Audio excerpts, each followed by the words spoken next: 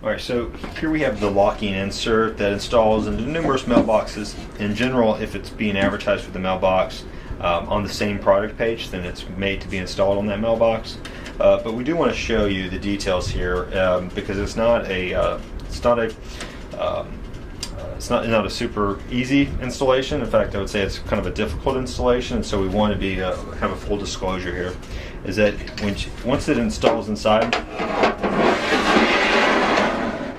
okay, it'll mount like this right here, which you can see is nice. That open and shut your door. Right. However, potential problem, unless you are able to do your own adjusting to it, is that there is no hole pre-drilled in the bottom of this this piece of metal right here.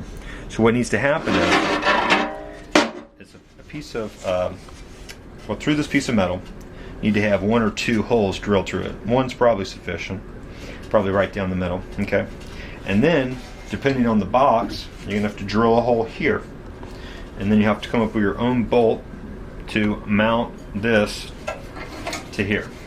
So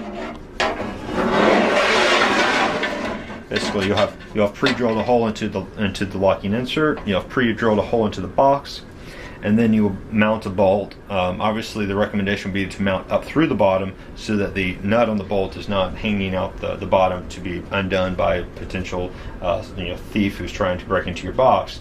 But the reason for that is that with so many different boxes, if we pre-drilled a hole, we try to make the locking insert to be universal so it could install in any box. Now the problem is that you have to finish out the installation on your own. So that's it. If you pre-drill the hole in both and then you install it, then it will be firm, and you can see when it is shut. Someone wants to come and steal your mail.